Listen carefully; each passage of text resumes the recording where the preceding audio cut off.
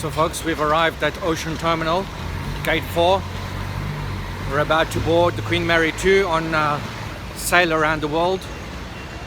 We're making our way to Australia eventually. Now I'm going to give you a quick tour of the procedure of booking in. The first thing we need to do is actually hand our bags in. They'll go on these conveyor belts and we won't see our bags again until we actually get to our cabin.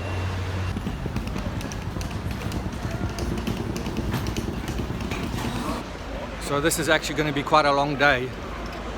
You can't just turn up anytime you feel like, because you actually get given a time slot of when you need to book in. You have to appreciate that there's over 2,500 people going on this cruise. So I've never actually been in this terminal. This is the first time here. So this looks like a very big place. So even although we have arrived early, you can see people have started turning up en masse. So this is going to be a very busy day. So when you book in, what you're actually doing is handing in your credit card details, because you don't actually lose any money on the ship. Everything gets charged to your account at the end of the cruise. And as well as that, you also get your key fob for your door. Well, as you can see, I've been handed one of these blue cards. Now when you book in, you get given a card with an alphabet letter and a color. And they will call out over the tannoy which letters they want to book in.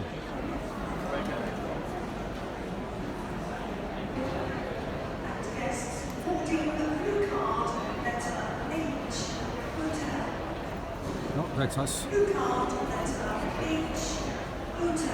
I'm actually booking in a lot faster than I thought I was. To the check-in area now. Thank you. So we're just snaking our way down the queue now. We're going to take all our details and get our photographs taken.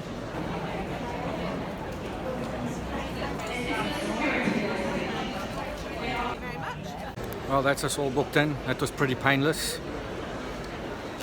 This is my key card for getting into the cabin, and we now have to head through security.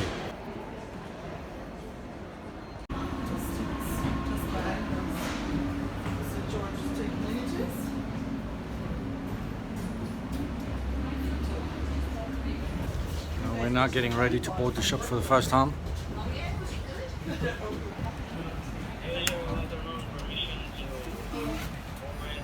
Thank you.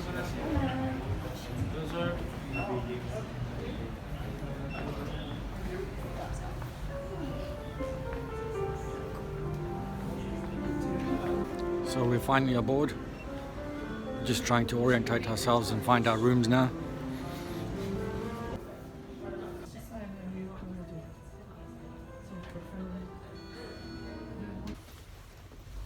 We're in 6214. So we're just making our way to our cabin now. And as I say, it looks like we're right at the back of the bus.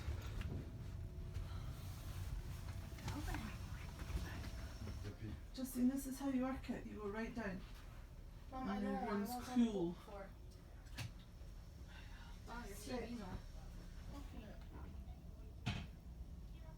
Which room are we in? 21. So that was our room. Now we're going to try and find George's room. Inception. Infinity mirrors. Deliberately old-fashioned. Now we've been walking for about 10 minutes now. We still haven't found George's room. He's tucked away somewhere far away, furthest corner of the ship. Which bit do I want? I want this one. It's. That's where you're so good. God. Oh, that's great. Just. So as you guys can see, they're still busy loading up the ship with all the food and supplies we need for the voyage.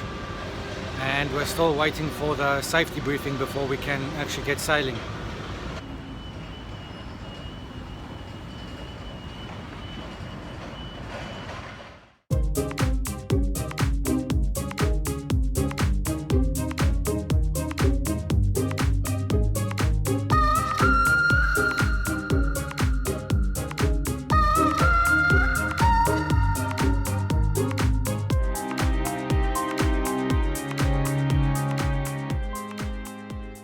So I just wandered into the gym there I think with all the food I'll be eating on this cruise, I'm going to have to go there every day. The food is ridiculously amazing on these cruises, and it's amazing how much weight you put on. So we're just waiting for our safety briefing now. This is compulsory on all cruises you go on to, so you are given basic safety instructions if an emergency happens out at sea. Good afternoon, ladies and gentlemen. This is the captain. My name is Christopher Wells, and on behalf of myself, the entire ship's company, and all of us at Cunard Line, may I wish you a very warm welcome on board Queen Mary 2. We are going to do our utmost to ensure you have a most enjoyable voyage with us. Normally, in order to respect your privacy, we do not broadcast announcements through your staterooms. However, should you wish to hear announcements, please leave your televisions on and tuned to channel 40 with the volume turned up. As your safety and well-being is our highest priority, I would now request your complete attention while I outline some important information. The signal you heard a few moments ago was the general emergency signal. This consists of 7 short blasts followed by 1 long blast on the ship's whistle and on the ship's alarms. It is the only signal that requires you to take action in an emergency and is used to call you to your assembly station. If you hear this signal at any time, including when the ship is in port, without having been warned that an exercise is taking place, you should go to your stateroom, collect your life jacket, warm clothing, a head covering, and any medication that you normally use. Then, carrying your life jacket, go to the assembly station which is specified on the safety notice on the back of your stateroom door. The assembly stations are located on deck number 7. Guides will be positioned on the stairways to direct and assist you. Please walk quickly and quietly, and on stairways and in alleyways keep to the right to allow other passengers and crew to pass. In the early stages of an emergency, you may be instructed to return to your staterooms, where you will be accounted for by your stateroom steward. If, for any reason, you are prevented from returning to your stateroom, go directly to your assembly station, where a life jacket will be given to you from the additional life jackets stowed in the vicinity of the assembly stations. When you reach your designated assembly station, you should wait quietly for the instructions and information that will be broadcast over the public address system. All will be given to you by the officer in charge of the station. If required, a roll call will be made. In the unlikely event that it is necessary to abandon ship, the order will be given from the bridge. The staff will then divide you into groups, and guides will take you from your assembly station to the ship's survival craft, via the exits now being indicated by members of the ship's company.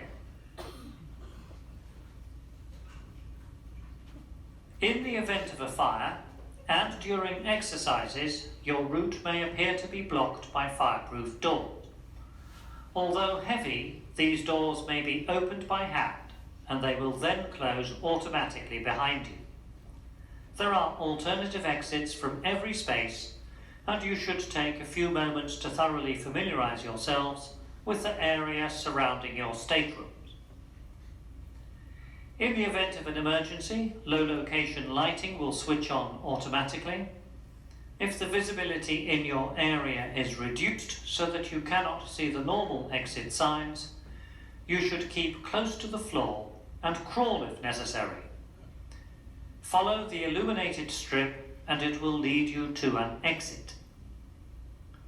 It is important that you do not use the lifts or elevators in an emergency, as you may become trapped in the event of a power failure. Should you smell smoke or discover a fire, press one of the red fire alarm buttons situated around the ship. This warns the bridge so that immediate action can be taken. Please note you will not hear any alarm sound near you. If you should see anyone fall overboard, throw a life buoy or anything else that will float and may assist the person in the water. Shout "man overboard" and inform the nearest crew member. All Cunard Line vessels operate under the highest level of security awareness, so please help us to maintain the security of the ship by showing your voyage card to the members of the ship's company at the gangway, both when leaving and boarding the ship at each port. They may require to search your hand baggage. Do not carry on board any parcels or baggage for the benefit of a stranger. We regret having to restrict visitors to the ship, but you will appreciate that these simple precautions are necessary, and I would ask for your full cooperation. There are areas of the ship that are marked for crew only. Please do not enter these areas. Never sit on the ship's side rails, including those on stateroom balconies. Cunard Line is committed to the protection of the environment, so please do not throw anything over the ship's side. For those of you who smoke, the ship has designated smoking areas. Inside, these are located only in Churchill's Cigar Lounge on 9 deck forward for our cigar smokers, and outside, these are located on the aft end of deck number 7. It is prohibited to throw cigarette ends or cigar butts over the ship's side. This is because they can be drawn back into the ship and lie undetected to cause a serious fire. Please use the receptacles and ashtrays provided and ensure that smoking materials are fully extinguished. Please note that you are not permitted to smoke on passenger cabin balconies. I would ask you all to carefully study the safety section of your stateroom information folder. This outlines what electrical and other items you are able to use on board the ship. I would also draw your attention to the safety video currently playing on the stateroom television circuits. Should you require further information regarding our procedures, please ask the officers in the assembly stations or contact the purser's desk. I shall be broadcasting to you all again just prior to our departure with some navigational information, and I look forward to seeing you around the ship in the next few days. Now I will hand over to the ship staff in the assembly stations who will conduct a life jacket demonstration. I say again, ship staff in the assembly stations will now conduct a life jacket demonstration. Take the life jacket in both hands and place it over your head with the large sections at the front. I repeat, you do not have to put your life jacket on until after the demonstration. Connect the Velcro strips together. Pass the belt around your waist and connect the buckle by pushing the two parts firmly together.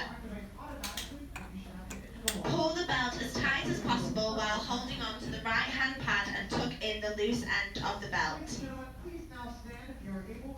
There is a light on your life jacket. This will activate automatically if you have to enter the water. There is also a whistle for attracting attention in the pocket on the side.